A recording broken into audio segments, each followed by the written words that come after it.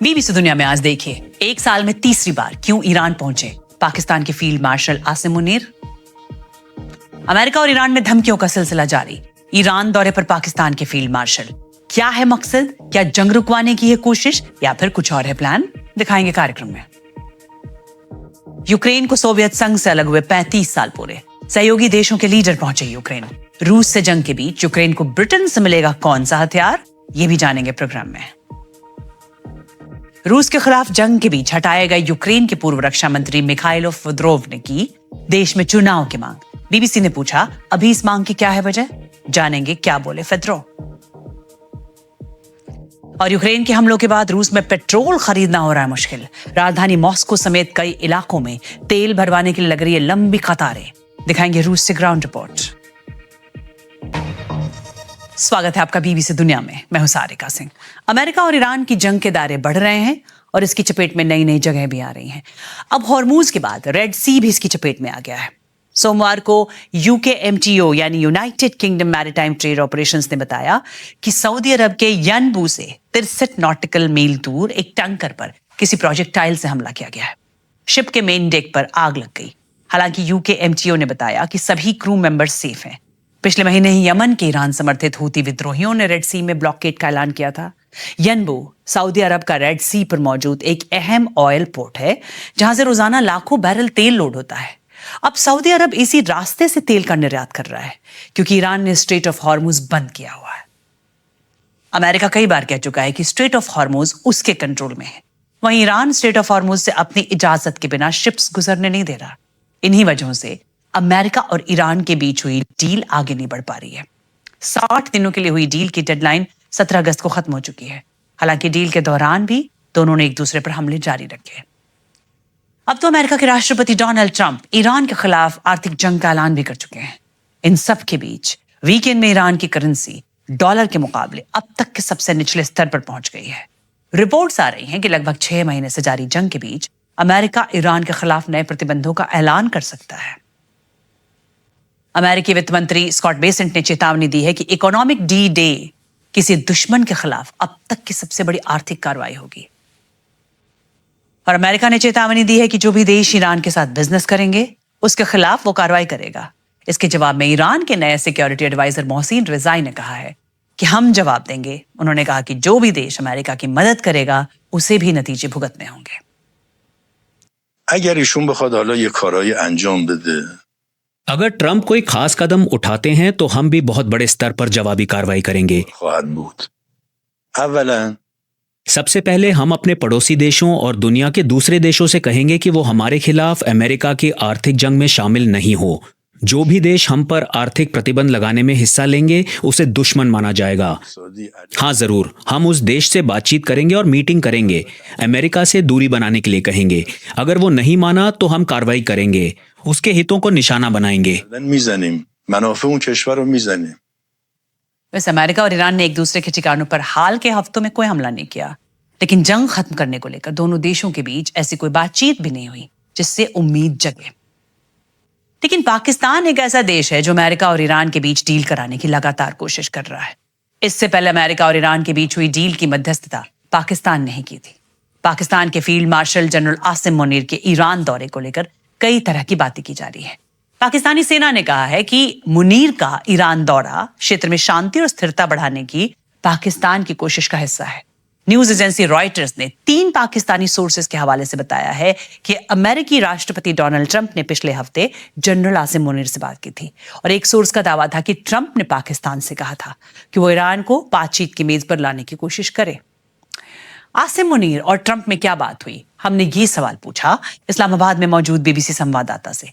हालांकि इस बीच ऐसी भी खबरें आई थी कि ईरान ने पाकिस्तान, सऊदी अरब और तुर्की के बीच हुए मक्का समझौते में शामिल होने की इच्छा जताई है, लेकिन इन रिपोर्ट्स को ईरान के विदेश मंत्रालय ने खारिज कर दिया। तो पाकिस्तान में आसिम मुनीर के ईरान दौरे को कैसे देखा जा रहा है, इसको लेकर मैंने कुछ देर पहले बात की पाकिस्तान में मौजूद बीबीसी संवाददाता शुमाइला खान से।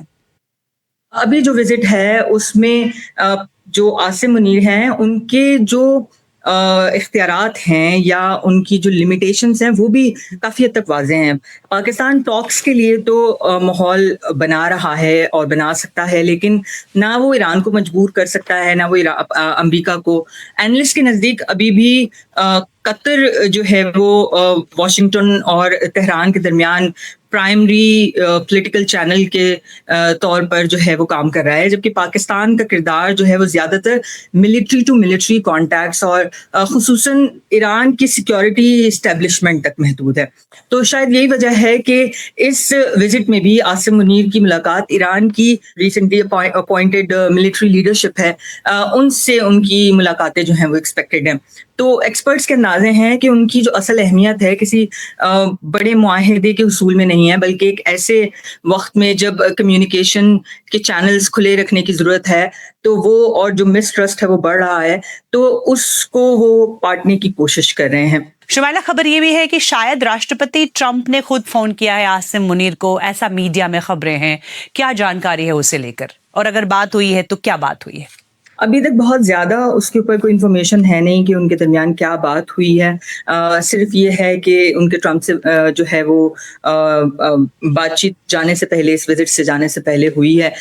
सो बेसिकली यही बात की जा रही है कि पाकिस्तान का इस वक्त क्या रोल हो सकता है या रहा है। वो ज़्यादातर मैसेंजर के तौर पे कह सकते हैं कि वो रहा है, कि वो मैसेजेस जो हैं वो चाहे वो तेहरान से हों, चाहे वो वाशिंगटन से हों, वो पाकिस्तान जो है वो पहुंचाता है। बुनियादी तौर पर इसको अभी इसी अंदाज से देखा जा रहा है, क्योंकि अभी उनकी विजिट ख़त्म होने के बाद ही ज़्यादा तफसीलात सामने आ सकेंगी कि आया वो क्या पैगाम लेके ट्रंप की तरफ से गए और किस हद तक जो है वो बात आगे पहुंची और क्या प्रोग्रेस हुई उसके अंदर। इस बीच ये भी सवाल उठ रहे हैं कि अगर अमेरिका और ईरान में फिर बातचीत नहीं हुई और कोई समझौता नहीं हो पाया, तो उसका असर ईरान पर क्या होगा, खासकर अमेरिका के आर्थिक प्रतिबंधों का। इस बारे में ज्यादा जानकारी दे रहे हैं मिडिल ईस्ट मामलों के जानकार और ग्लोबल रिस्क इंटेलिजेंस कंपनी वेरिस्क मैपलक्रॉफ्ट के टारब्रॉयन सॉल्टवेट। ईरान की अर्थव्यवस्था करीब 6% घटने की उम्मीद है।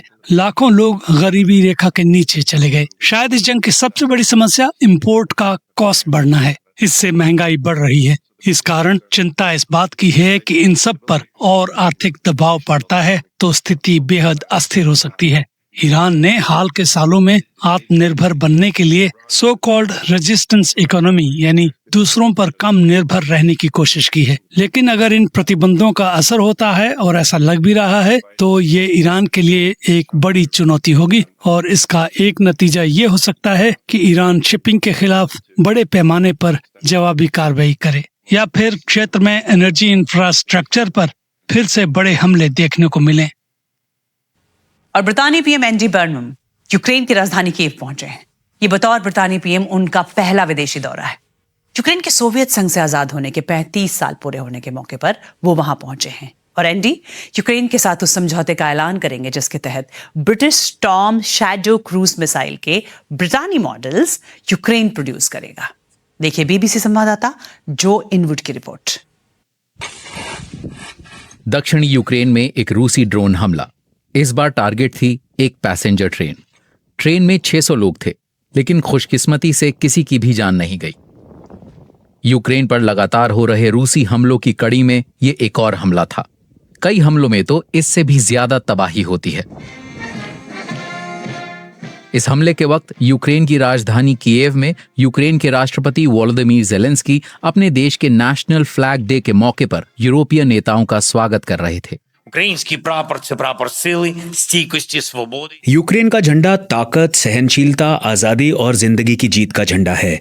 हम इसके लिए कई सालों से लड़ रहे हैं और 1642 दिन तो हमने जंग में झोंक दिए हैं, और इनमें से हर दिन हमारे सच्चे दोस्त और सहयोगी हमारी लड़ाई में हमारे साथ खड़े रहे, हमारी मदद की और सपोर्ट किया।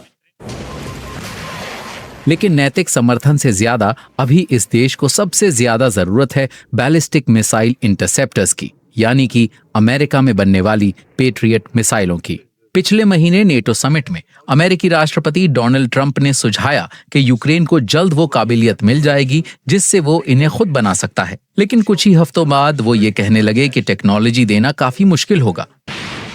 और ये ब्रितानी पीएम एंडी बर्नम के ऐलान के बिल्कुल उलट है। वोलोदिमीर ज़ेलेंस्की वो पहले फॉरेन लीडर हैं जो बर्नम के पीएम बनने के बाद उनसे मिलने गए थे। अब बर्नम ब्रिटेन का पीएम बनने के बाद सबसे पहले यूक्रेन पहुंचे और इस बात की पुष्टि की कि Anglo French storm shadow missile की टेक्नोलॉजी वो यूक्रेन को देंगे।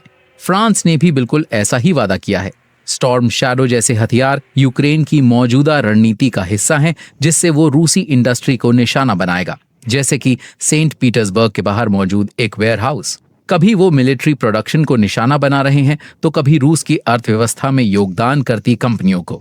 ये सब यूक्रेन के इस जंग से रूस के अंदर नुकसान पहुंचाने के प्लान का हिस्सा है।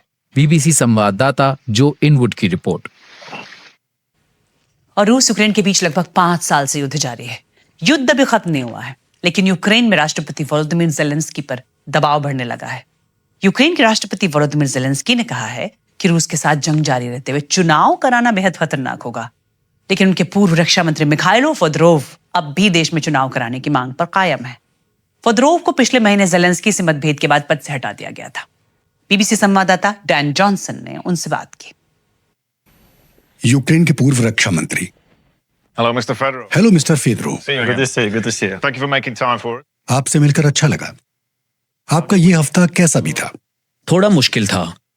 जंग के बीच राजनीतिक बदलाव और चुनाव कराने की मांग करते हुए Ми повинні вирішувати. आगे क्या करना है ये फैसला हमें ही करना है। लोकतंत्र का मतलब यही है। अगर मैं अपने विचार साझा नहीं कर सकता, उनके बारे में खुलकर बात नहीं कर सकता, तो फिर हम किस लिए लड़ रहे हैं? За що ми тоді воюємо? आप सचमुच मानते हैं कि चुनाव यूक्रेन के लिए सही होगा? और क्या ये आपके निजी हित में नहीं है? Це точно в моїх інтересах, тому що я хочу, щоб війна закінчилася. बेशक ये मेरे हित में है, क्योंकि मैं चाहता हूं कि ये जंग खत्म हो और यूक्रेन एक सफल देश बने। तो हाँ, ये मेरे हित में है, लेकिन ये सभी यूक्रेनी लोगों के भी हित में है। अगर आप पूछ रहे हैं कि क्या ये मेरे राजनीतिक भविष्य के लिए फायदेमंद होगा, तो अगर मैं ऐसा सोच रहा होता तो मैंने ये बयान नहीं दिया होता। Цієї заяви. Бо я добре знаю всю यूक्रेन के फ्लैग डे पर राष्ट्रपति ज़ेलेंस्की ने कहा कि चुनाव देश को बांट सकते हैं और उसे तबाह करने का खतरा पैदा कर सकते हैं। उन्होंने ये भी कहा कि उनके पूर्व मंत्री गलत लोगों के प्रभाव में आ रहे हैं। फेदरोव के समर्थकों ने उनकी बहाली की मांग में नारे लगाए। उनके कार्यकाल में यूक्रेन ने लंबी दूरी के ड्रोन के जरिए रूस के खिलाफ हमलों को तेज किया था, लेकिन एक वीडियो बयान में फेदरोव ने शासन में संकट, अक्षमता और भ्रष्टाचार की वजह से लोगों के भरोसे में आई कमी की बात कही। क्या आपको लगता है उन्हें इन सवालों का जवाब देना चाहिए? मेरा मानना है कि वो इसके लिए तैयार हैं। क्यों नहीं? ये उनकी जिम्मेदारी है कि वो बताएं। उन्हें उसकी जानकारी थी या नहीं, मैं कोई अनुमान नहीं लगाना चाहता। क्या आपको लगता है कि वो भ्रष्ट हो सकते हैं?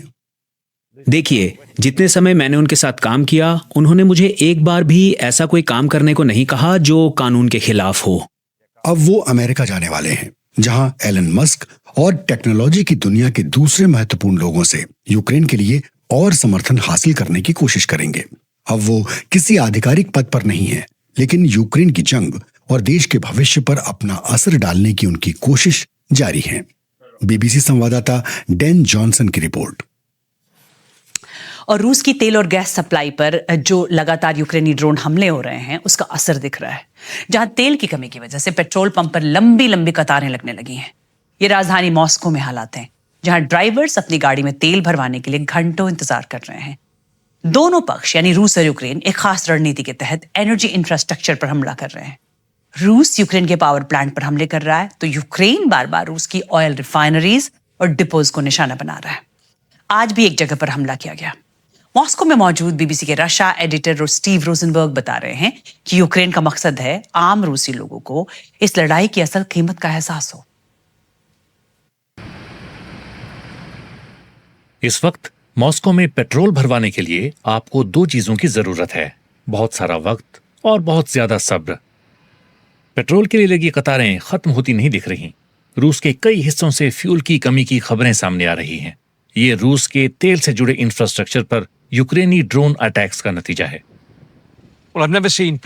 मैंने मॉस्को में पेट्रोल के लिए इतनी लंबी कतार पहले कभी नहीं देखी। पेट्रोल पंप असल में सड़क पर लगभग 300 मीटर आगे है। ड्राइवर बता रहे हैं कि लाइन में सबसे आगे पहुंचने में उन्हें करीब 2 से ढाई घंटे लग रहे हैं। लेकिन कम से कम यहाँ पेट्रोल तो मिल रहा है। कई दूसरी जगहों पर ये खत्म हो चुका है।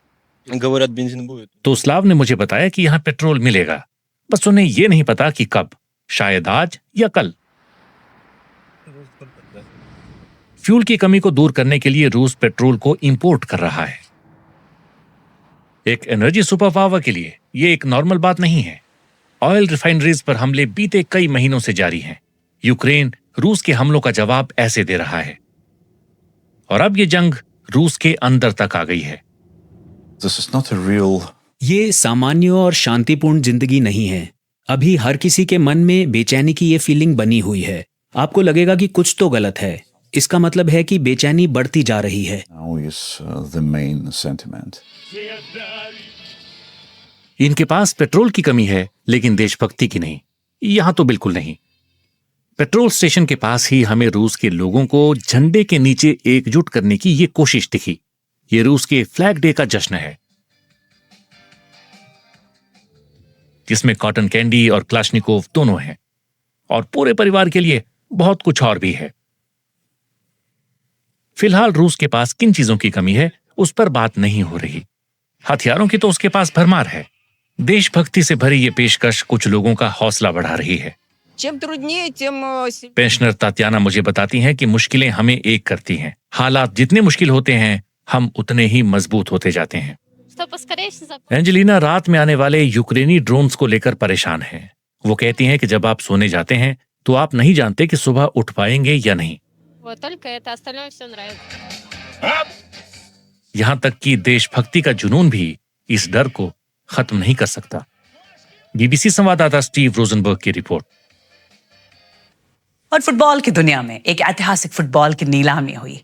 अर्जेंटीना के मशहूर फुटबॉलर डिएगो मैराडोना ने साल 1986 में जिस बॉल से खेलते हुए हैंड ऑफ गॉड गोल किया था और गोल ऑफ द सेंचुरी दागा था, उसकी नीलामी हुई है।